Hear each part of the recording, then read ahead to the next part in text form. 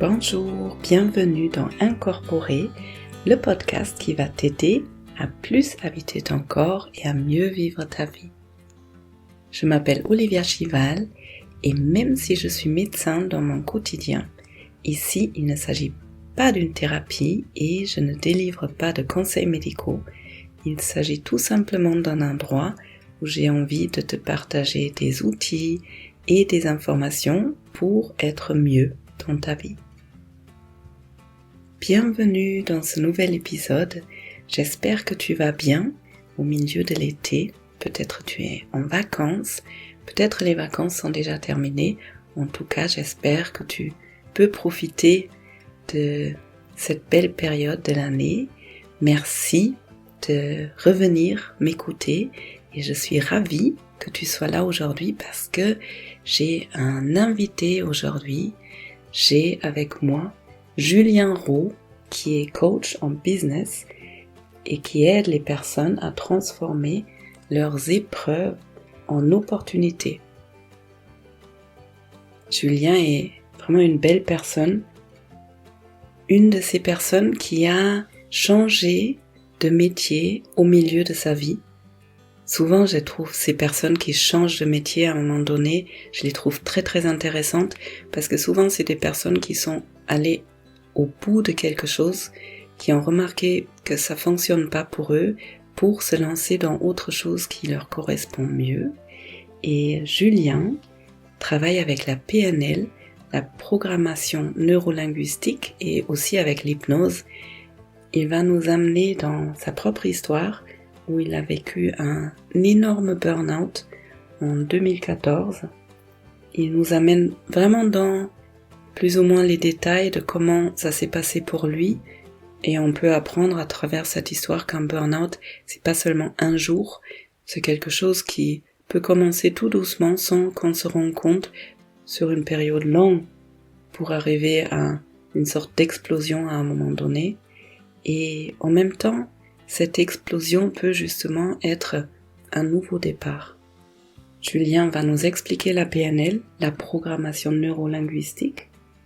Il nous parle de cette question du pourquoi et il nous dit aussi pourquoi le pourquoi souvent ne nous amène pas beaucoup plus loin. Le pourquoi souvent c'est même un refus du changement. Et la question plus importante, plus intéressante, c'est plutôt le comment. Comment faire à partir de maintenant. Il nous parle du fait que la question « qu'est-ce que je veux » est beaucoup plus importante que la question « qu'est-ce que je ne veux pas ». Il nous raconte un bel accompagnement qu'il a fait avec une personne qui était en dépression et qui a retrouvé le goût de vivre et qui a complètement changé sa vie. Nous partageons cette conviction que nous avons tous toutes les capacités de changement à l'intérieur de nous. Et ensuite, Julien, il va nous guider dans une belle expérience dans laquelle vous pouvez vous préparer à un événement difficile dans le futur pour le dépasser, pour le surpasser, pour le vivre plus tranquillement.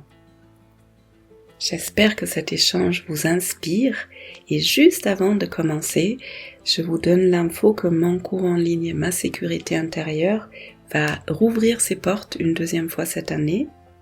Les 4 semaines de cours vont avoir lieu du 30 octobre au 24 novembre et avant, il y a un pré-cours qui dure 1 semaine qui est complètement gratuit dans lequel vous pouvez recevoir un mail par jour avec une méditation que je vous offre et avec un exercice à faire. Vous trouvez toutes les informations dans les show notes et si vous avez envie, vous pouvez déjà vous inscrire. Et avec tout ça dit, c'est parti pour l'épisode.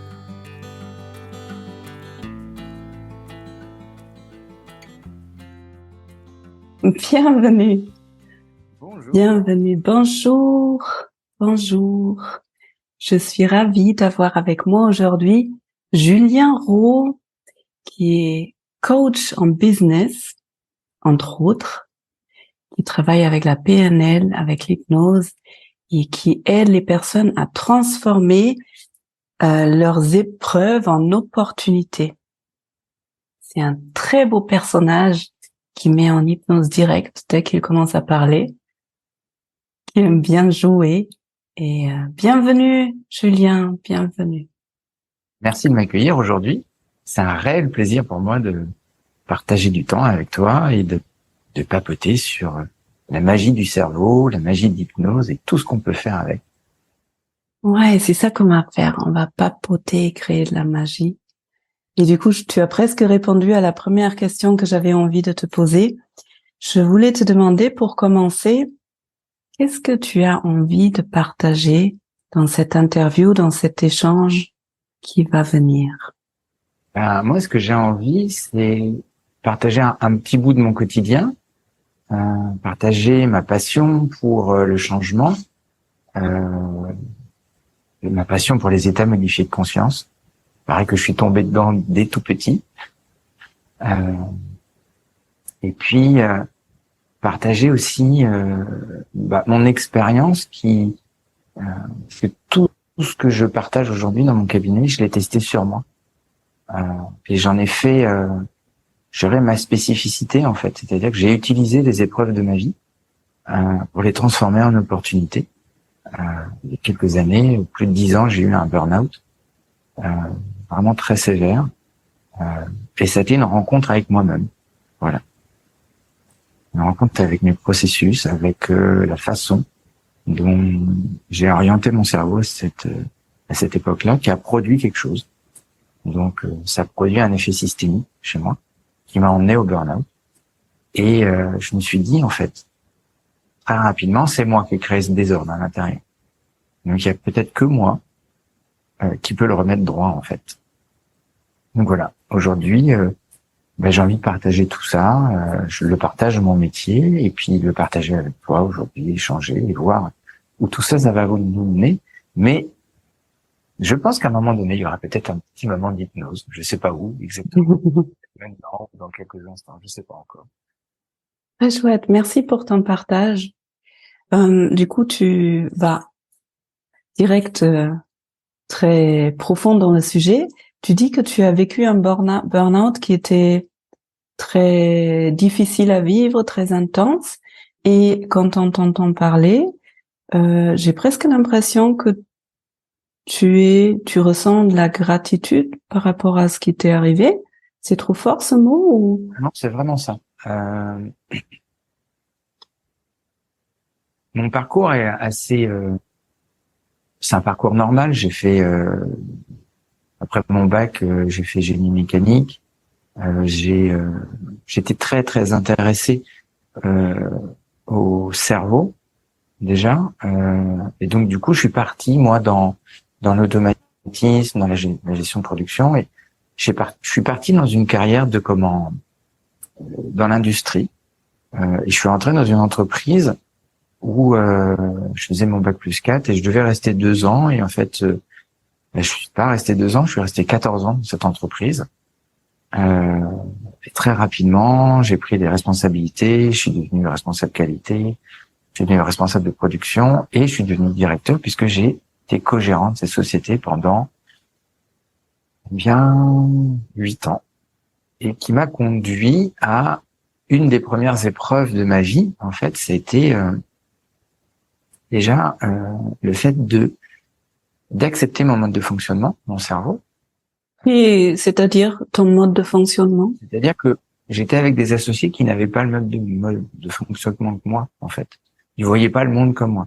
Moi, j'étais très, très intéressé par l'humain, et j'ai très rapidement compris que dans cette industrie-là, je pouvais augmenter toutes les capacités de production si on travaillait pas sur l'humain.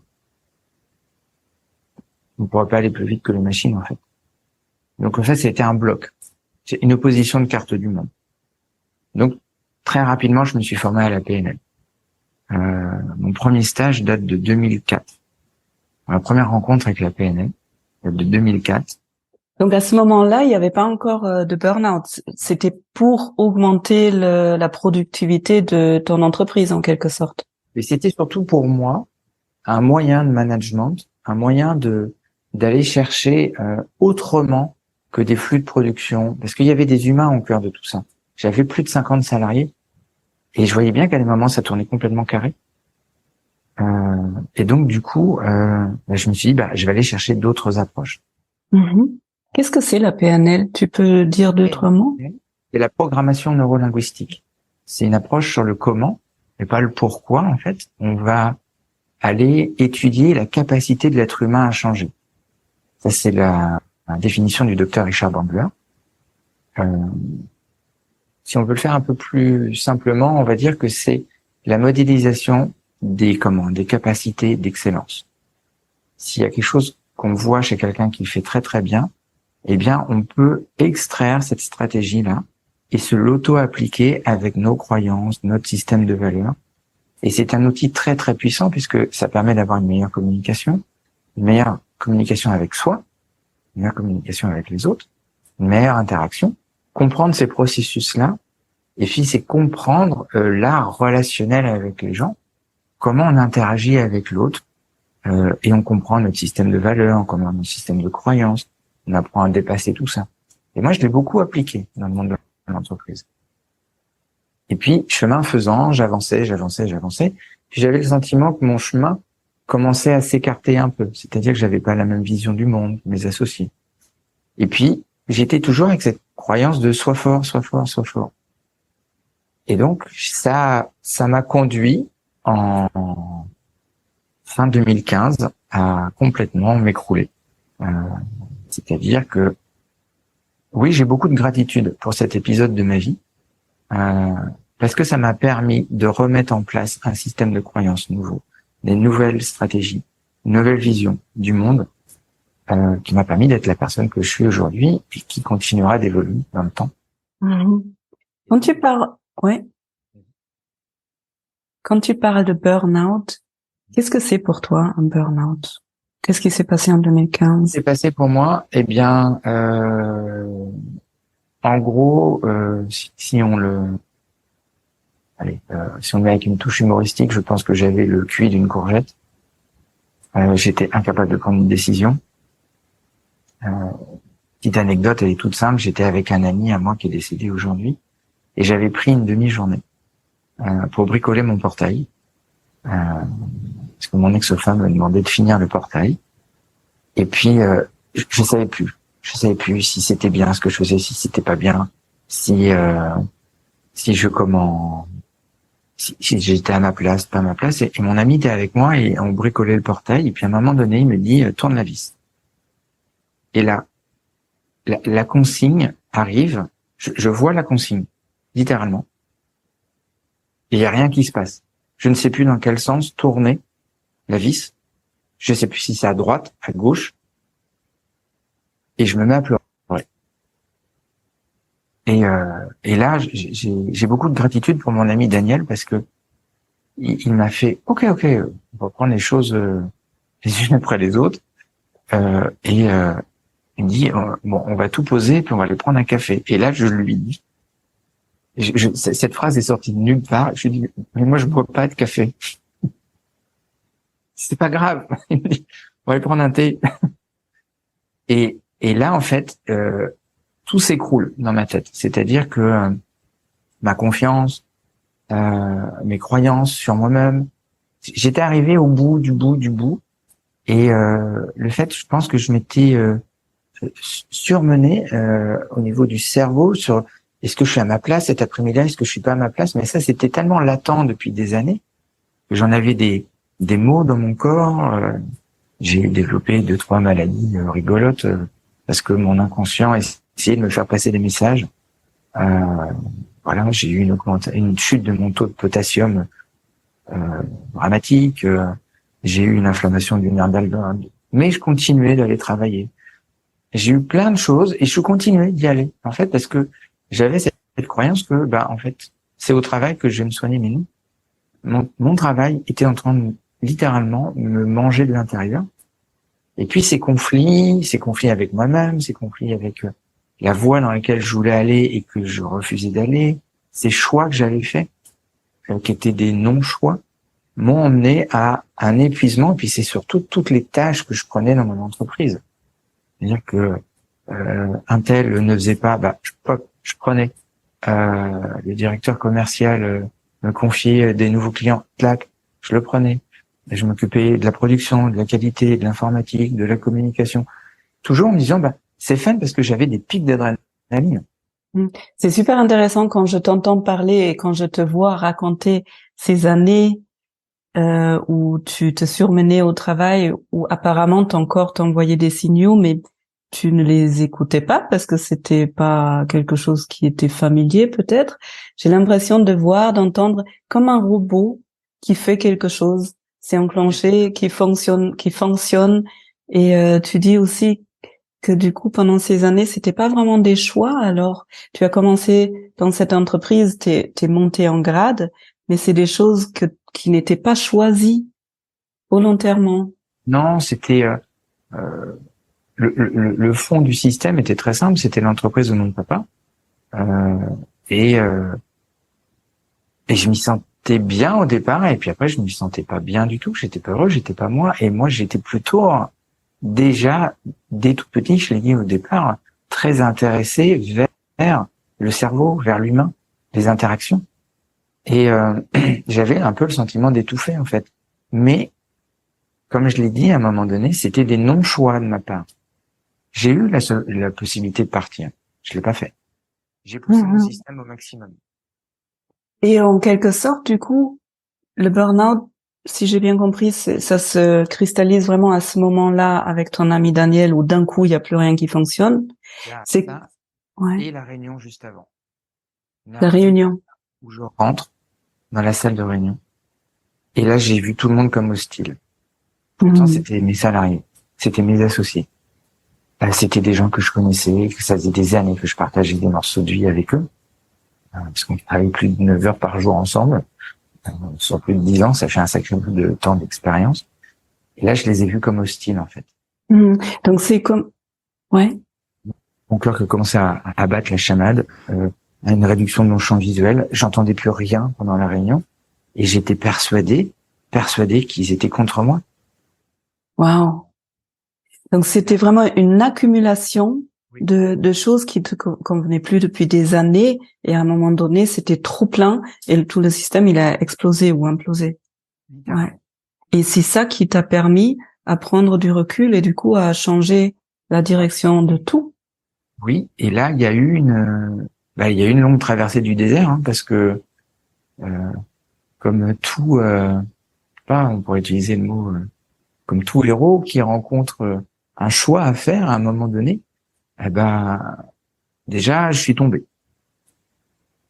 Donc, euh, une énorme fatigue, une résistance au stress proche de zéro, euh, des grands moments de panique, et puis, comme je l'ai dit avec beaucoup d'humour, mais le puits d'une courgette, c'est-à-dire que ma capacité de réflexion proche de zéro, c'est-à-dire des choix.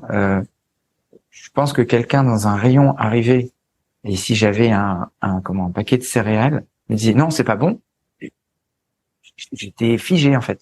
Mhm. Ça a duré combien de temps, ce passage à vide, comme tu dis? Ce passage à vide, vu qu'il était latent déjà, mais que je le refusais, je dirais qu'il a duré plus d'un an. Waouh. Ok. Jusqu'à ce pic. Et après, j'ai eu un mois et demi très très compliqué, donc je me suis arrêté une semaine. Et là, j'ai mis en place une nouvelle croyance. J'ai dit, de toute manière, il va émerger quelque chose de tout ça. Donc, j'ai commencé à retourner travailler.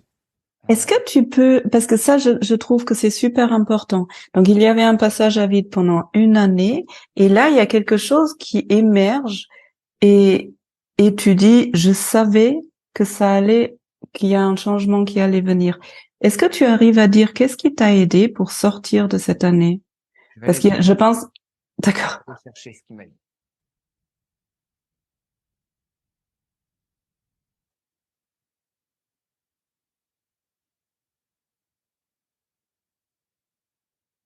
Parce que je pense qu'il y a beaucoup de personnes qui connaissent ces passages à vide qui durent plus ou moins longtemps et justement qui se posent la question, mais comment sortir de là? Euh, je l'ai dit au tout début, 2004, c'est ma première rencontre avec la PNL. c'est un prof de communication qui en parle et qui dit attention, c'est de la manipulation, c'est de l'influence, il faut pas aller là-dedans pour l'entreprise et tout. En 2004, on va pas faire de pub, mais Amazon n'était pas autant développé qu'aujourd'hui. Donc, je vais dans un magasin et je cherche un bouquin de la PNL. Et je tombe sur ce bouquin qui s'appelle Un cerveau pour changer, du docteur Richard Bandler. Comprendre la programmation neurolinguistique. Et là, c'est une révélation pour moi. C'est-à-dire que ce bouquin, je pense que je l'ai lu 55 fois. Et il est tout le temps avec moi. Il est dans mon sac. Quand je pars en formation, je l'emmène, je lis un petit bout dans l'avion. Voilà, j'aime le redécouvrir. Et à la fin de cette réunion compliquée, vu que je refusais de dire que j'étais en surmenage depuis déjà au moins une bonne année, mon bureau reflétait l'intérieur de mon cerveau. Mon bureau était un bazar sans nom. Et j'avais des dossiers partout. Et quand j'ai commencé, après cette semaine d'arrêt, où c'est pour moi une pause, où là je décide de me reposer, de dormir, de réfléchir un petit peu, c'est un peu cette semaine d'introspection. Et là je me dis, il va émerger quelque chose. Je rentre dans l'entreprise, je rentre dans mon bureau et je décide, la première chose que je me suis donnée, c'était de ranger mon bureau. C'était même pas d'aller dans les ateliers, c'était déjà faire le tri. Et ça passait pour moi par un tri de mon bureau, de tous ces dossiers. Et je retombe sur ce bouquin-là. Et là, je le relis. D'accord, ok. Il y a deux questions qui me viennent. Donc, remarque peut-être la première, c'est que en fait, au moment du grand vide, la ressource, elle était à l'intérieur de toi.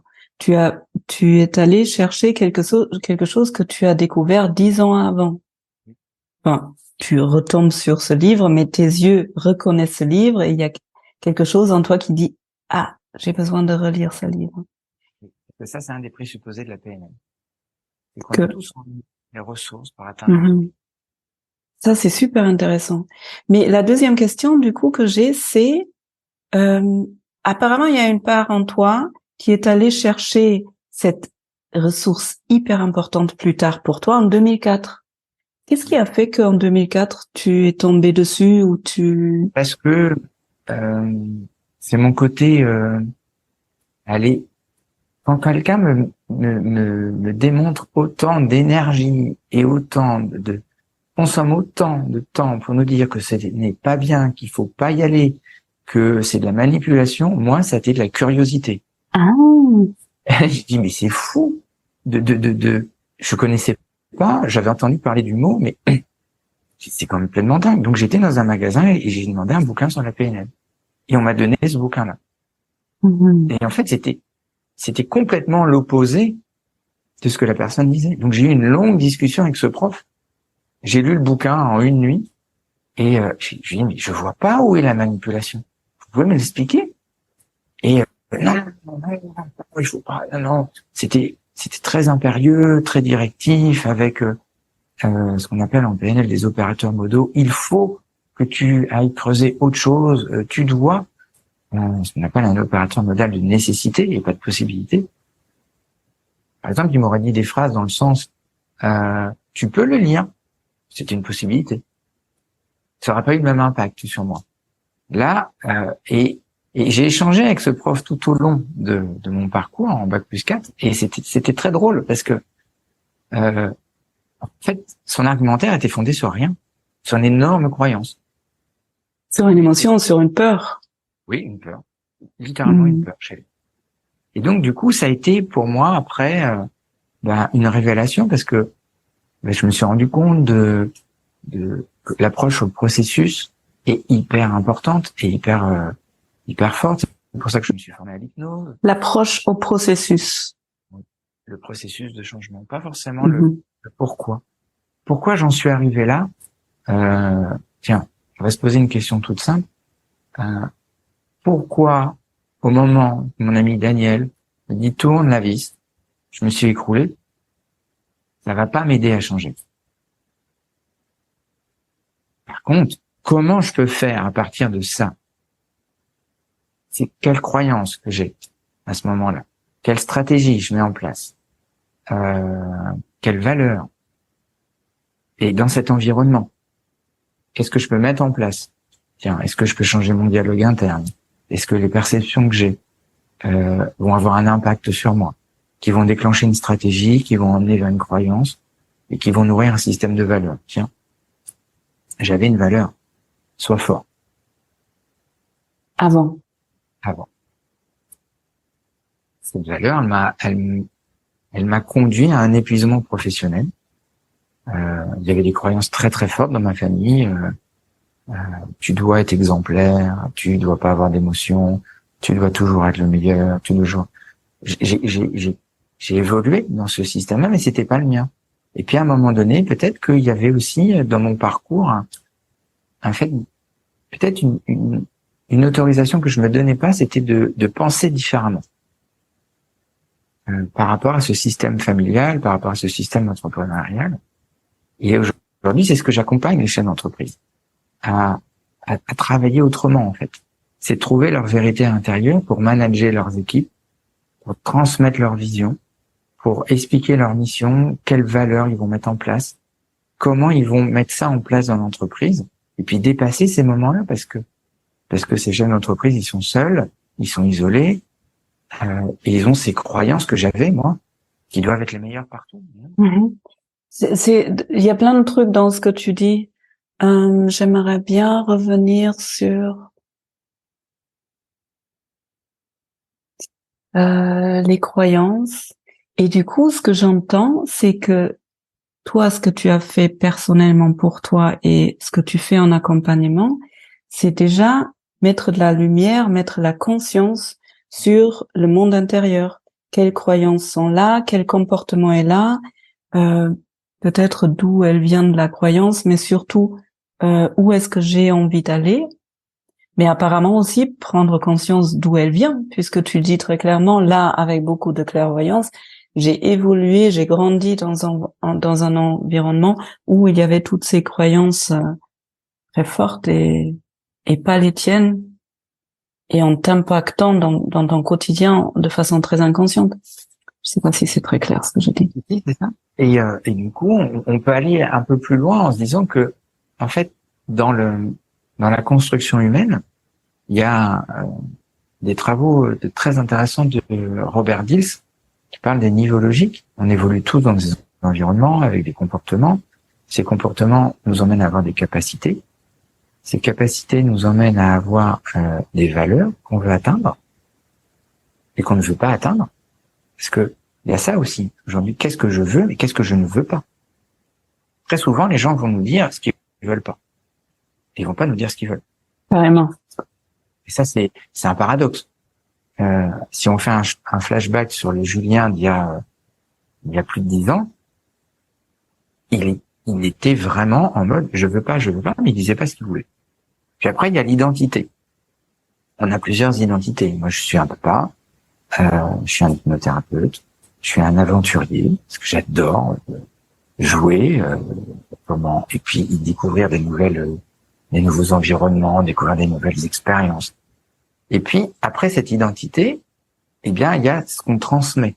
C'est-à-dire toute chose qu'on fait dans cet environnement, avec ses comportements, ses capacités, ses valeurs, cette identité, contribue à quelque chose d'encore plus large. Eh bien, on a un petit souci, en fait. C'est que le niveau identitaire est égal à nos comportements. Mais non.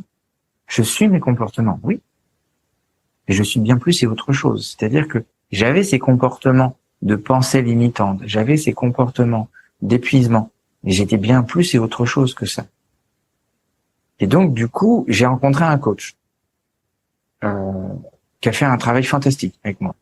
Franchement, on a fait 3 séances, on a fait un boulot formidable en 2 séances parce que il a eu les mots qui m'ont empêché de dérouler mes séquences.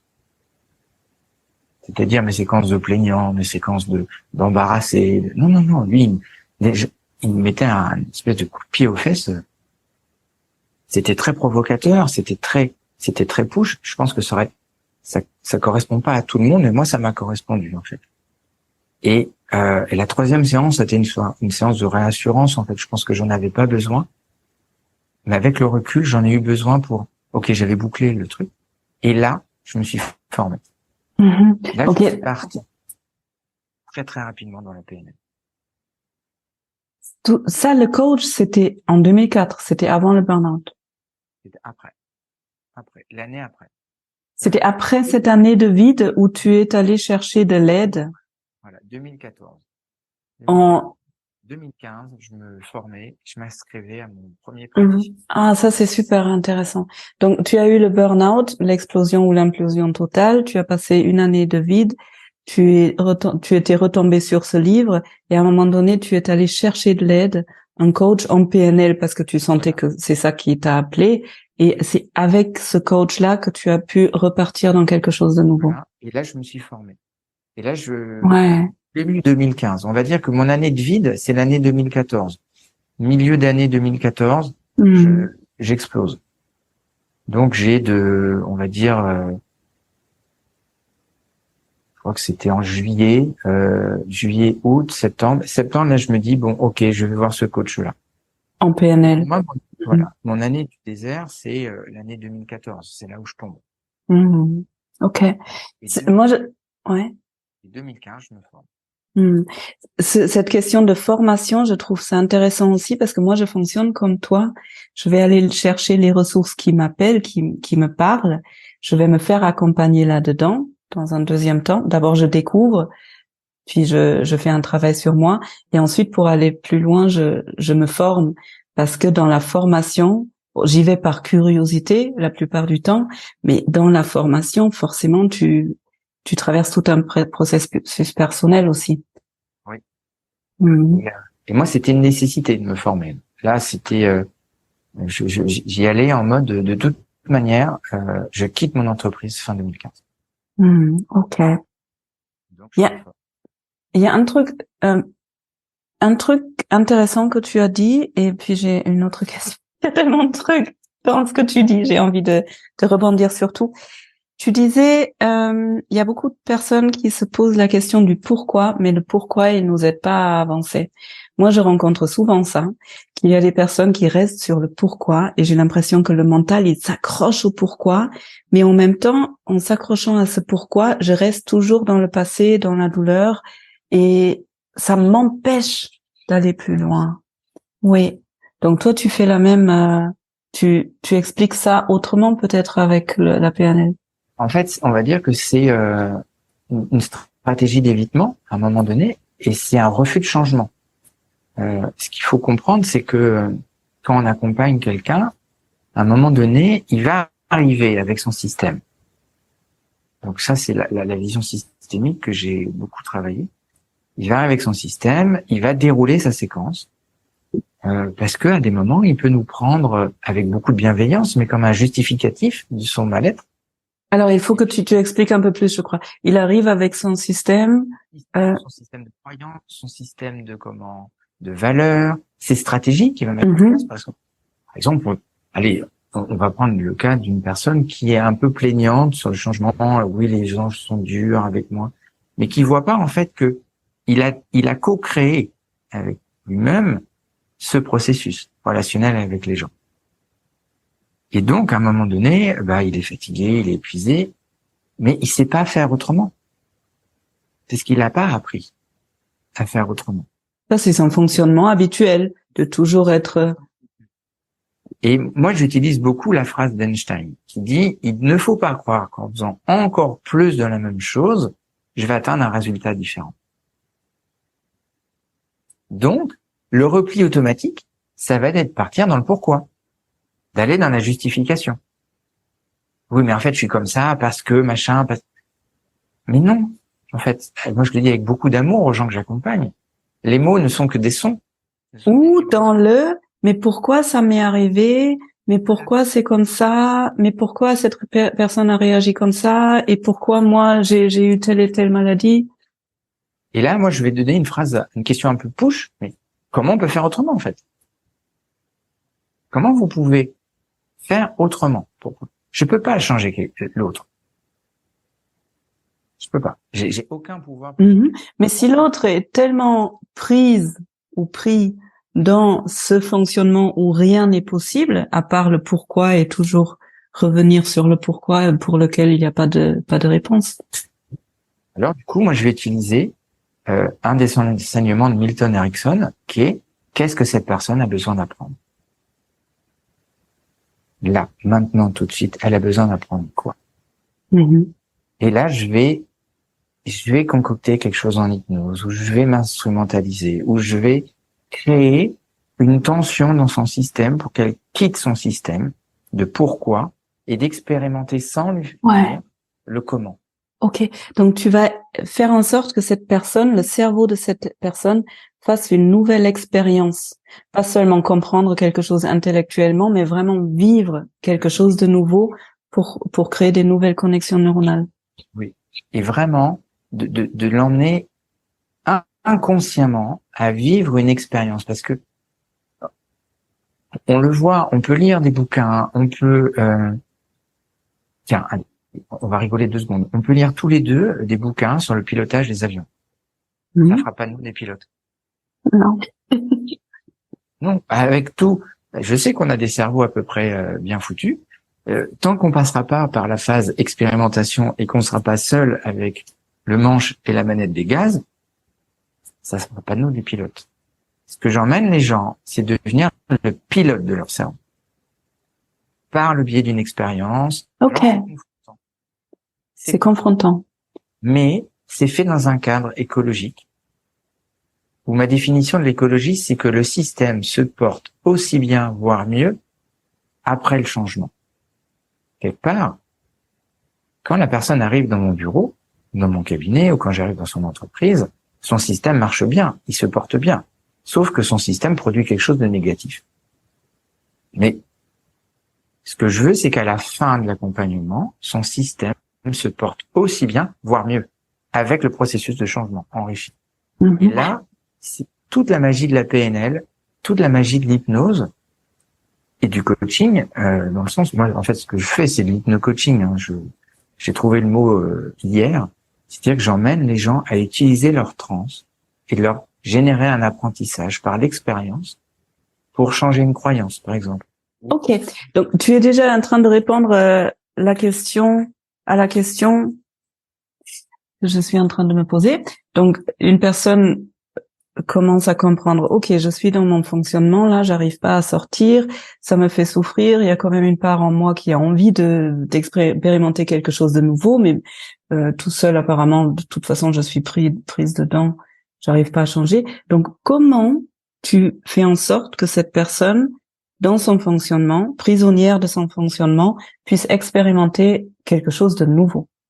Alors, je suis très créatif et très pénible. On va prendre le cas d'un monsieur qui est venu nous voir. Avec son autorisation, j'ai le droit de dire que c'était un champion du monde de la dépression. Ça a vraiment été un accompagnement qui m'a beaucoup touché. Parce que ce monsieur m'a été envoyé par un médecin. Je pense que il était tellement bon dans son système qu'il a épuisé plein de personnes. Et ce médecin m'appelle et me dit, en plus on se connaît, il me dit Julien, je l'envoie, moi je sais plus, et il me dit on sait plus quoi faire. Je rigole. Je suis souvent le dernier qu'on appelle et j'ai ce monsieur-là. Ce monsieur arrive et il commence à me dérouler ses problèmes. Voilà, il dit que sa vie est complètement merdique, qu'il n'en peut plus.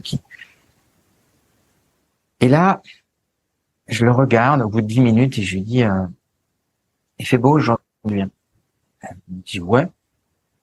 À cette époque-là, j'avais encore mon cabinet dans le centre de la ville où j'habite. Et juste à côté, il y a un parc avec 2 arbres centenaires et puis plein de massifs. Et je le regarde et je lui dis, en fait, je vais vous dire un truc. J'ai pas envie de faire la séance à l'intérieur aujourd'hui. Je lui dis, ça va rien changer pour vous. Par contre, pour moi, ça va changer beaucoup de choses. Ça vous dit qu'on aille dans le parc? Et le monsieur me dit, de toute manière, ça n'aura aucun impact sur moi. Je suis OK, on y va en fait. Donc on ferme le cabinet et puis on part. On fait nos 200 mètres à pied, on arrive dans le parc. Et effectivement, c'était très chouette parce que il faisait beau. C'était les premières journées de printemps où il y a le soleil qui commence à chauffer. On peut enlever notre veste. Il fait encore un peu frais, mais c'est un moment vraiment agréable. Et puis il devait être 11 heures, le soleil est arrivé. Enfin, et on commence à parler. Et je lui dis, parlez-moi de votre vie en fait. Parlez-moi des expériences, parlez-moi des réussites de votre vie. Et il me dit une phrase. Il me dit qu'il a jamais rien réussi. Et j'ai dit, si vous avez déjà réussi un truc, si vous avez déjà trouvé mon cabinet. Et je lui dis, ça c'est quand même une sacrée réussite quand même. Il me dit, non mais ça c'est rien. Ça. Et là je lui pose une question. Est-ce que vous déprimez à déprimer? Est-ce que vous déprimez à déprimer? Oh, mais il me regarde, mais vraiment en mode, et là il change complètement. Parce que la PNL, c'est aussi l'étude, c'est l'observation des comportements. Et là, je vois que je commence à mettre un petit caillou dans son grain de sable. Tac, ça commence ses rouages. Si je comprends pas votre question, machin. Ah, là, j'avais plus une personne embarrassée. J'avais une personne qui commençait à dire, oula, lui, il va me poser des questions pénibles.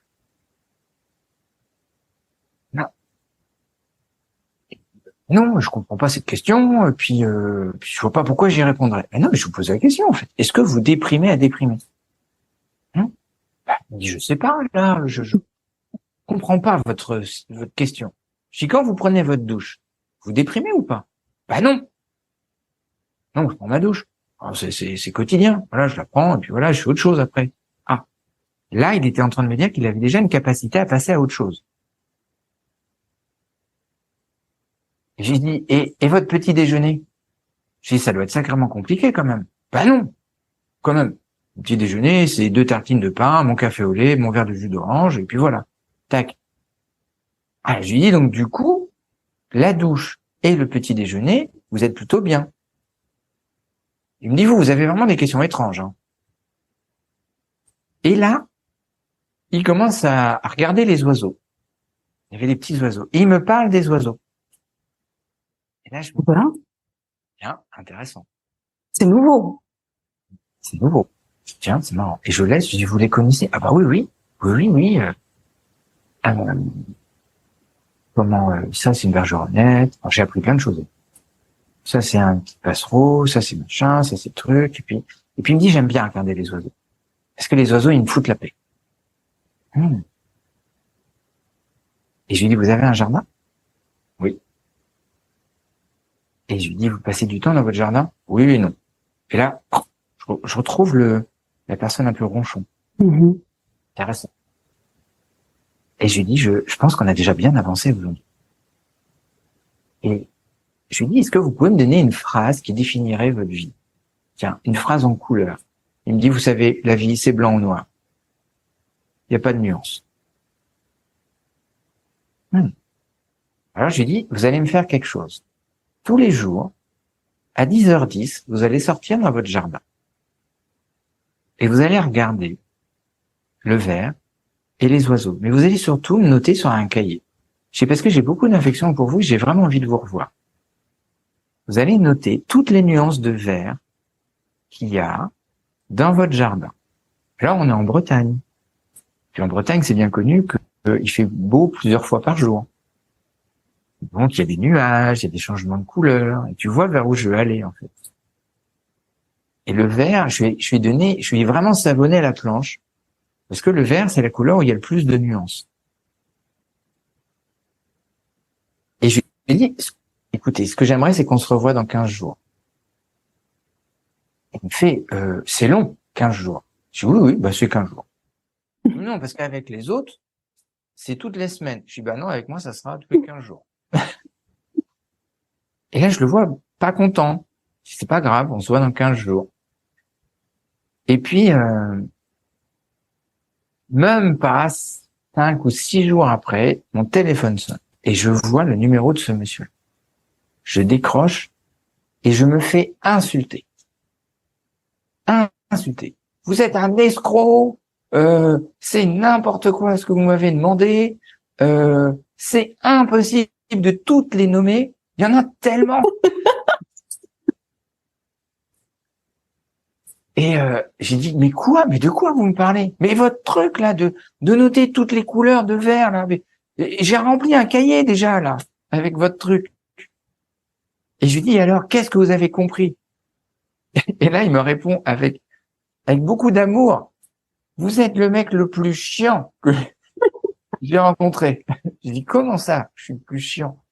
Il me dit, à aucun moment vous m'avez cru. Et en plus, vous me demandez de faire un truc et je me sens bien. Ah, bah, dis donc. Parce qu'en fait, au tout départ, il m'avait dit que la vie, c'était noir ou blanc.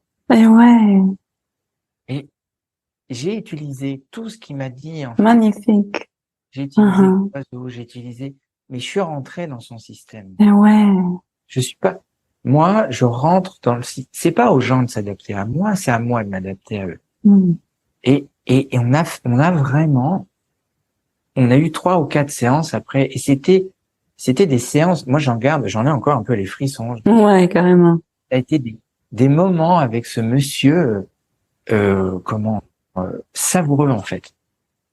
Parce qu'il y avait un rapport qui s'était installé instantanément et il me challengeait et je le ménageais pas du tout en fait. Un jour, il arrive dans le cabinet et ça devait être la 3e séance et j'avais laissé ma porte ouverte et je le vois en mode j'ouvre la porte, je fais oh non, encore c'est dépressif. Et là il fait oh vous arrêtez là, hein. Tac. Et il démarre, il me fait en fait vous m'empêchez vraiment de rentrer. Je dis non, je vous empêche de rentrer avec vos problèmes. Moi je veux bosser avec celui qui a des solutions. Et on a continué de travailler et ce monsieur a repris goût. Il a repris un travail, il a repris des activités. Et puis un jour, j'ai reçu un petit mot dans ma boîte aux lettres me disant qu'il avait déménagé, qu'il avait une maison au bord de la mer et qu'il s'autorisait même, peut-être un jour, à avoir une femme. Oh wow. Et ça a été vraiment un accompagnement qui m'a marqué. Et c'était assez rapidement au moment où j'ai lancé mon cabinet que je l'ai rencontré. Ça faisait peut-être 1 an et demi. Et j'en garde un souvenir ému. Voilà, par exemple, ce que je peux empêcher quelqu'un de rentrer dans le pourquoi. Magnifique. Merci beaucoup pour ce beau partage. J'aurais plein de questions à poser là-dessus, mais on va tout doucement déjà arriver en fin d'échange. Mais juste, du coup, ça m'impressionne à quel point, avec ces outils-là, tu arrives, comme toi, tu dis, à rentrer dans le monde de l'autre et surtout aussi à créer un lien avec des façons très authentiques de toi, en fait. Pas dans la suradaptation à l'autre, mais surtout en étant vraiment toi-même. Ça m'impressionne aussi que tu dises, vous savez quoi, vous, ça va rien changer. Moi, beaucoup, on va dans le parc. En même temps, j'ai l'impression que tu t'écoutes, tu t'autorises à être toi, et en même temps, tu crées un lien très rapidement avec l'autre, puisqu'il y a des changements à partir de la première séance. C'est assez impressionnant. Et je vais surtout utiliser le langage hypnotique, puisque j'utilise la négation, mais dans le bon sens. Ouais, parce que si on enlève la négation de la phrase, il entend ça va changer. Redis la phrase que tu dis. Ça ne va pas changer. Ah oui. Il entend ça va changer pour vous. Parce que le cerveau n'entend pas la négation. En fait, comme il sait pas quoi faire avec la négation, la première chose qu'il va faire, c'est qu'il va supprimer le ne pas. Donc, il va entendre ça. Donc ça, c'est polysémique, mais il va changer pour vous. Et après, il met la négation. Il la remet dans un contexte. Donc, c'est une suggestion indirecte qui va rentrer et qui va permettre à la personne de, ok. C'est comme, par exemple, vous pouvez dire à quelqu'un, tu n'es pas obligé de te sentir à l'aise pour te sentir à l'aise. Tu peux te sentir à l'aise pour te sentir à l'aise. C'est un saupoudrage en plus, non? Voilà, c'est un saupoudrage. Saupoudrage, tu saupoudres avec le même mot. Voilà. Et c'est vrai que peut-être ma spécificité, c'est de travailler dès le premier instant avec la personne. Ouais, ça s'est bien entendu dans l'histoire que tu as partagée. Je laisse pas la personne me dérouler son truc. Ouais. C'est ce que j'ai appris. C'est à partir du premier contact, même au téléphone, quand la personne appelle, la thérapie commence. Tout est thérapie. Voilà. C'est pour ça, c'est tellement important d'être conscient tout le temps de ce que je ressens, de mes actes, de mes mots, de ma façon de bouger. Et là, on rentre dans un nouvel épisode podcast. Julien, merci pour tout ce partage. Est-ce que toi, tu as envie de rajouter quelque chose, de partager quelque chose qui te semble encore important pour rendre cet échange rond? Je pense que on a tous en nous les capacités pour changer. Qu'il faut, il n'y a pas d'échec en fait. Il y a un feedback qui nous permet de nous améliorer et que de remettre un peu de conscience à des moments et puis de faire confiance à notre inconscient. D'utiliser ça, ces phénomènes de transe hypnotique qui sont de notre quotidien en fait, qui sont là tout le temps, qui sont présents et de s'autoriser peut-être à un moment donné à aller voir quelqu'un ou se dire bah là j'ai un blocage et comment je peux le faire et d'être curieux en fait, d'agir de façon à multiplier les choix tout le temps. Ouais, la curiosité. La curiosité. Moi j'ai une passion pour l'hypnose, mais il y a plein d'autres choses en fait et de trouver son équilibre, de s'écouter en fait et puis de dire bah voilà, ok, qu'est-ce que je peux apprendre de cette situation là en fait, de changer d'angle de vue. Ok, j'ai produit ça, qu'est-ce que je peux qu'est-ce que je peux apprendre, comprendre, qu'est-ce que je peux agir différemment. Et comme notre cerveau ne fait pas la différence entre le réel et l'imaginaire, entre une image qu'on a à l'intérieur de nous et une image qu'on voit, il est incapable de dire laquelle est la vraie, laquelle est la fausse.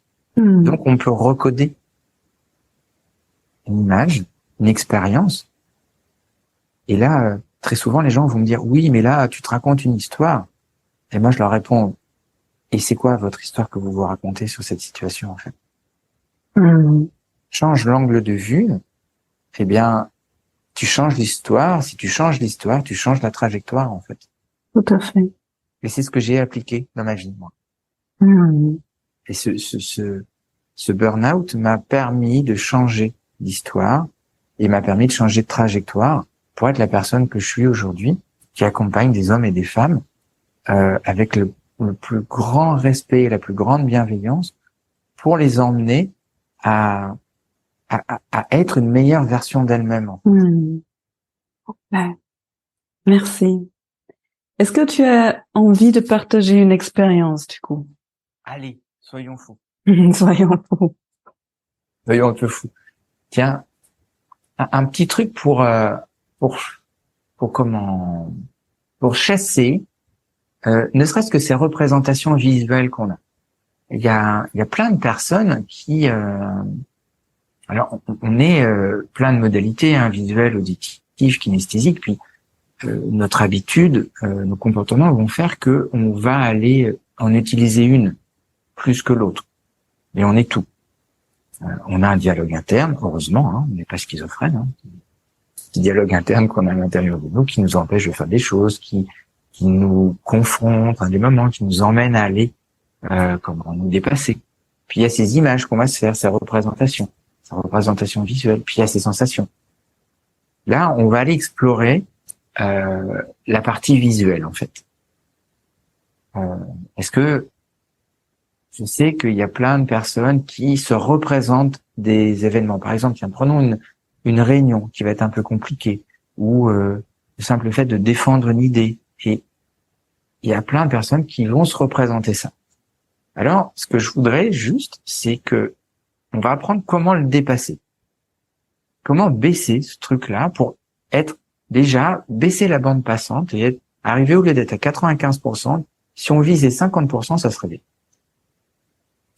Alors, ce que je voudrais, c'est de prendre conscience de sa respiration. Bien. Comment j'inspire et comment j'expire? Est-ce que j'inspire par le nez? Est-ce que j'inspire par la bouche? Et commencer à installer un espèce de petit mécanisme. J'inspire, j'expire. Et pensez à une situation, une situation où vous étiez particulièrement détendu. Non. Et ça n'a pas besoin d'être quelque chose d'extraordinaire. Ça peut être juste un café que vous avez pris avec une amie, la dernière fois que vous avez mis les pieds dans le sable, ou une balade, ou le simple fait de rentrer après une journée où tout s'est bien passé. Et pensez à cette détente, en fait, avec cette respiration. Du coup, il y en a qui baillent ou qui sourient.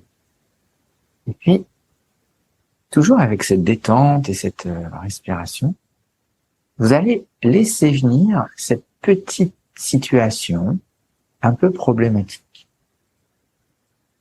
Et laisser venir cette représentation visuelle.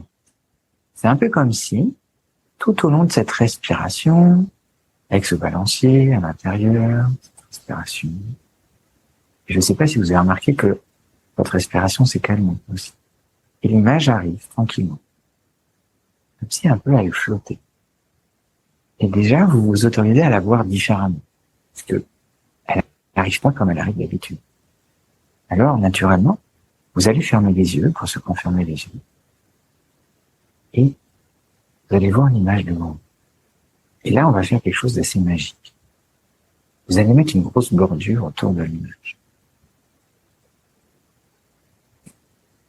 Vous allez l'éloigner. C'est un peu comme si les liens avec cette situation qui va arriver dans le futur, cette situation que vous voyez problématique, mais qui ne l'est de moins en moins, avec cette bordure, vous allez l'éloigner. Et si elle est en couleur, passez-la en noir et blanc. Et si elle est en noir et blanc, passez-la en couleur. Et plus vous respirez, toujours avec cette détente, c'est un peu comme si il y a quelque chose qui se passait à l'intérieur de vous. Que cette détente prenait de plus en plus de place. Et on va tester quelque chose d'assez magique. On va reculer l'image encore plus. Alors du coup, elle devient de plus en plus petite. Et la détente prend de plus en plus de place. Et le lien s'installe. Et sous une autre forme. L'image recule, la détente prend plus de place. L'image est peut-être même très petite, de la taille d'une carte de visite. Alors vous laissez complètement la détente s'installer.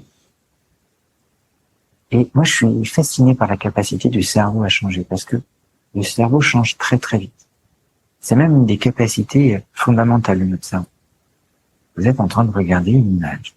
Il y a quelques instants, peut-être vous stressez un peu, il y avait un petit peu d'anxiété. Et là, vous êtes en train de la regarder d'une façon complètement détendue. Alors, cette image, peut-être qu'elle est même plus au centre de votre espace mental. Elle peut bouger en haut, en droite, au milieu. Elle peut même se décaler et complètement sortir de votre champ visuel. Et au moment où elle sort de votre champ visuel, eh bien, cette détente, elle est presque à son paroxysme, en fait. Mais c'est agréable de sentir ça. Et c'est même bon de sentir ça. Et vous pouvez même en sourire. Ma grand-mère me disait que un vrai sourire, c'est un sourire où on voit les dents. Et on peut même sourire de cette situation-là. Sourire de l'intérieur. Quelque chose qui nous emplit complètement. Et ce que je veux, c'est que la prochaine fois que vous serez dans cette situation problématique, eh bien, la première chose que votre cerveau va faire, c'est de déclencher cette détente avec ce sourire. Et de voir toutes les belles choses qui vont pouvoir arriver. De quitter cet angle de vue unique de la situation problématique et de dire de toute manière, il y a quelque chose qui va émerger de bon. Je vais apprendre quelque chose de cette situation-là. Alors je sais que votre inconscient, lui, a complètement compris ce qui est en train de se passer et les apprentissages qui se sont installés. Et ce soir, quand vous allez vous coucher, eh bien, au moment où votre cerveau conscient, lui, va s'endormir, votre inconscient, lui, va continuer de créer des liens avec cet apprentissage. Et je me demande bien avec quelle curiosité vous avez testé ça dans votre vie. Tiens, si je prenais quelques secondes pour éloigner cette image, lui mettre un cadre, me connecter à ma respiration et avoir une respiration détendue qui me permet d'éloigner cette image, de la transformer, la rendre toute petite et la sortir de mon champ visuel pour pouvoir passer un agréable moment jusqu'au moment où je vais arriver dans cette situation. Il y a quelque chose qui va émerger, tout simplement. Que j'ai déjà changé d'angle de vue. J'ai changé d'histoire. Et si je change d'histoire, je change de trajectoire. Alors, je vous laisse un instant pour profiter de tout ça. Profitez de cet état. Cet état que vous pouvez nommer avec le mot que vous voulez. Dans quelques instants, revenir ici et maintenant, on termine cette vidéo avec un sourire et une envie de tester ça, surtout avec cette curiosité, oui, et ce sourire. Alors, vous allez commencer à prendre conscience de votre respiration un peu plus. Inspirez par le nez. Expirez par la bouche. S'étirer. Voilà, et dans quelques secondes, rouvrir les yeux et bienvenue, enrichi de cette petite expérience. Bienvenue. Merci. Ah là là, c'était chouette. J'adore ces partages d'expériences. Parce que c'est des cadeaux. Je suis pas encore complètement revenue. Alors là, c'est le moment où je pose une question magique. J'ai combien de doigts? 1, 2, 3, 4, 5. 5. Et là, je sais que c'est bien revenu. Ah ouais, merci. Voilà, ça c'est une petite technique, mais c'est une petite technique qui est très très puissante parce qu'elle est basée sur le processus de nos représentations. Ok, merci. Je vais laisser cette expérience sans commentaire et il y a une question que je pose à tout le monde à la fin de ces échanges-là. Alors, je vais me réveiller un peu plus. Julien, Oui. si toi, la personne adulte que tu es aujourd'hui, si tu regardes tout ton parcours de vie depuis longtemps, depuis ta naissance, tous les beaux moments, tous les moments de joie, de curiosité, d'exploration, et tous les moments difficiles, toutes les épreuves que tu as traversées, tous les apprentissages. Si tu regardes tout ce parcours de ta vie, quels seraient 3 apprentissages, 3 sagesses, 3 choses que tu voudrais partager avec le monde?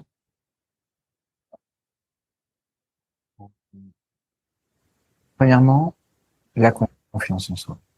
Dans le sens, on a un potentiel illimité. Vraiment. Donc, faites-vous confiance. Deuxièmement, je dirais la phrase que je dis très très souvent, il n'y a pas d'échec. Soit je gagne, soit j'apprends quelque chose. Arrêtons de voir les choses sous des échecs. Non. Chaque situation, on n'a pas appris à marcher du premier coup. On n'a pas appris à parler du premier coup. On n'a pas appris à manger du premier coup. On a essayé. Et c'est grâce à ces essais qu'on a réussi à mettre la superbe cuillère de purée dans notre bouche. Et là, c'était Hollywood la première fois. Voilà, il n'y a pas d'échec. Il n'y a que des feedbacks pour nous permettre de nous améliorer. Et je pense que un mot qui me définit aussi, c'est la curiosité, en fait. Soyez curieux de votre fonctionnement, curieux de tester des choses. Voilà, c'est tout ça. Ça m'a appris tout ça, en fait.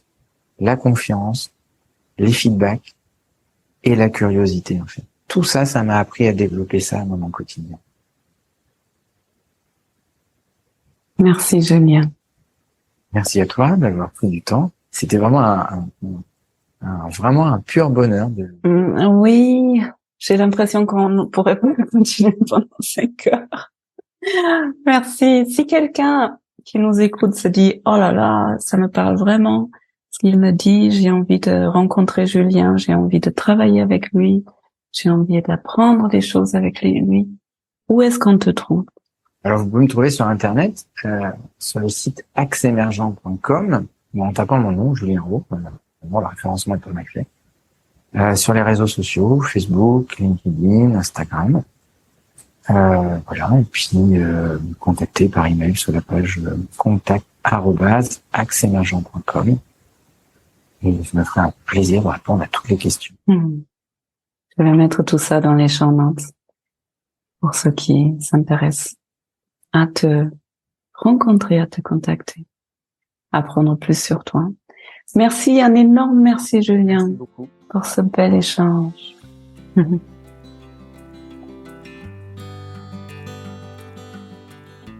Voilà, bienvenue. Après ce bel échange, peut-être vous êtes toujours en transe comme moi je l'ai été à la fin de cet épisode. J'espère que ça vous a inspiré, ce que Julien vous a raconté. Peut-être vous avez envie maintenant de découvrir la PNL, de regarder certains événements de votre vie avec un autre regard. Et peut-être cet échange vous a même donné envie de mettre en place des changements. Si vous avez envie de découvrir Julien, je vous mets tous les liens dans les show notes. Si vous avez envie de découvrir plus de mon travail, vous pouvez vous inscrire autant dans ma sécurité intérieure et vous pouvez aussi vous abonner à ma newsletter, la lettre d'Olivia qui sort une fois par mois. Et cette année, je vous partage d'autres personnes très inspirantes avec des belles approches pour être mieux dans la vie. Vous pouvez venir me voir sur Instagram et bien évidemment vous pouvez partager cet épisode s'il vous a plu et si vous souhaitez soutenir mon travail, vous pouvez me laisser des étoiles sur Spotify, iTunes, Google Podcast et aussi des commentaires. Je lis les commentaires et tous les commentaires sont vraiment très précieux pour moi. Et maintenant, j'espère que vous allez bien. Je vous souhaite une très belle journée, une belle soirée et à bientôt.